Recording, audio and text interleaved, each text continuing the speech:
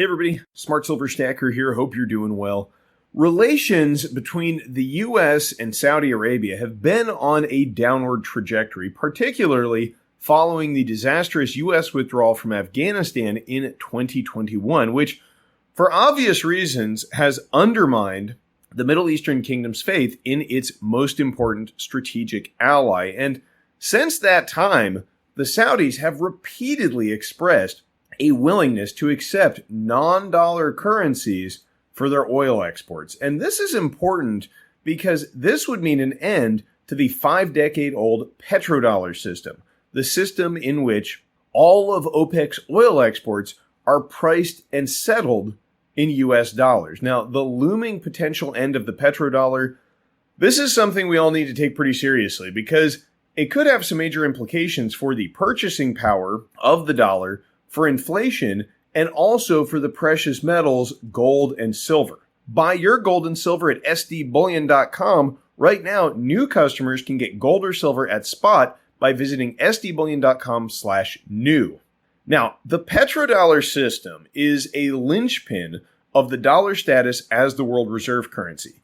It creates tremendous demand for dollars around the world because if you need oil, and let's face it, pretty much everybody does, you need dollars to buy it with. Not to mention the role that the petrodollar system plays in the U.S. ability to export our debt and inflation around the world as dollar profits get recycled into U.S. treasuries. But if you want further confirmation that Saudi Arabia is on the path to abandoning the petrodollar, look no further than a recent bombshell report from the Washington Post. Back in October of 2022, OPEC, led by Saudi Arabia, slashed oil output by over 1 million barrels per day. This was despite tremendous pressure from the U.S. to postpone these cuts. Following this surprise move, you may recall that President Biden ominously swore to impose serious consequences on the Saudis in retaliation. Well, according to a leaked classified document that was obtained by the Washington Post recently, Saudi Crown Prince Mohammed bin Salman threatened to fundamentally alter the decades-old U.S.-Saudi relationship and impose significant economic costs on the U.S. if the U.S. were to retaliate against those production cuts. Now, the signs here are clear to anyone paying attention at least that Saudi Arabia, the world's biggest exporter of crude oil, has been transitioning away from the U.S. sphere of influence and towards new partners, namely the BRICS nations, and in particular China, for some time now.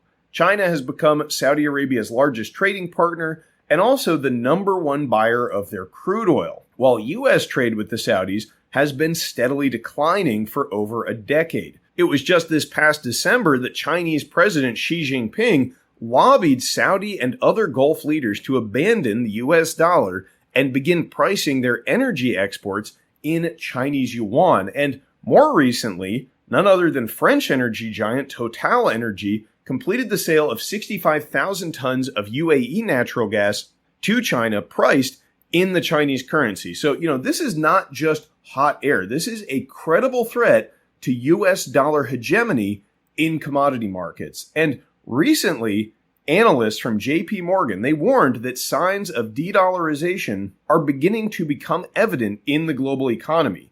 While the dollar's preeminence in world forex trading remains intact, the percentage of dollars held by central banks in reserve has declined to a record low of 58%. And at the same time, gold's share of global reserves has risen from 11% to 15% over just the past 5 years.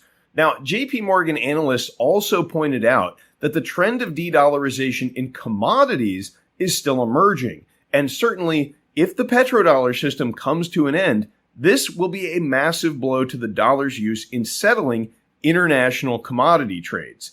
But all of this doesn't mean that the U.S. is simply going to allow the decades-long alliance with the Saudis, this was first established by Richard Nixon, to fade into the history textbooks.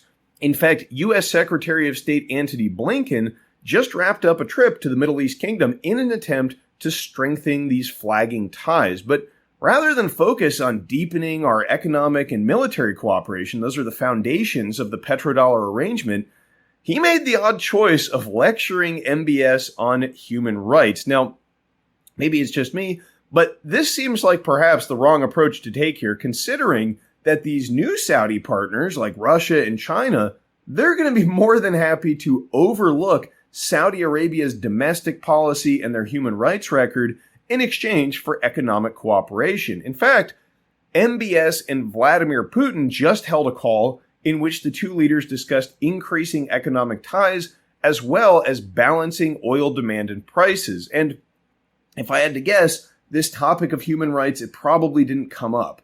Now, it is true that the petrodollar system, it hasn't been abandoned yet. OPEC is still selling oil for dollars. But it seems like the writing is on the wall for this arrangement, especially when one considers other recent developments, such as Saudi Arabia joining the new BRICS Development Bank. And perhaps more importantly, their plans to formally join the BRICS organization in just 2 months at the annual BRICS Summit to be held in August. And it seems to me that we are headed for something of a perfect storm here, one that threatens the status of the dollar as the world's reserve currency. And this could potentially unleash an inflationary hell here in the US and diminish the purchasing power of the greenback in a way that many people probably can't even imagine. We just had famed investor Ray Dalio warn that the US is at the beginning of a late big cycle debt crisis as inflation remains persistently high despite rising interest rates. Keep in mind that we just had the debt ceiling here in the US suspended until January of 2025. The can has been kicked down the road yet again. And the US Treasury, they're going to be selling a lot of debt between now and then. And if enough buyers for US debt can't be found, this forthcoming tsunami of newly issued debt by itself could lead to a spike in rates on treasuries, a vastly increased cost of debt service, and potentially an economic crisis. But if you combine this debt problem with the end of the petrodollar, all those dollars that are held around the world right now, dollars that are held out of necessity to purchase oil, if those come flooding home at the same time that we face a debt crisis, well, listen, things could get pretty ugly, folks. I mean, we're talking stagflation, recession coupled with significant currency devaluation. And in January of 2025, we're going to be facing another debt ceiling crisis. And next time around, I suspect that this is going to be occurring against a backdrop of a much worse global geopolitical and economic situation. The dollar may be in a much weaker position, and this is only 18 months away. So I'm going to be taking this opportunity in the meantime to continue getting prepared. The same way that central banks around the world are getting prepared by getting out of fiat currency and into hard assets like gold and silver. Now, keep in mind, nothing on this channel is financial advice. I am just telling you what I am doing. But I do think that those who have real money in their possession, real hard assets outside of the financial system that can't be inflated away, I think they're going to weather the coming storm a lot better. So let me know what you think about these developments in the comments down below. Thank you all very much for watching. Stay safe and happy stacking, and I will catch you next time. Smart Silver Stacker, out.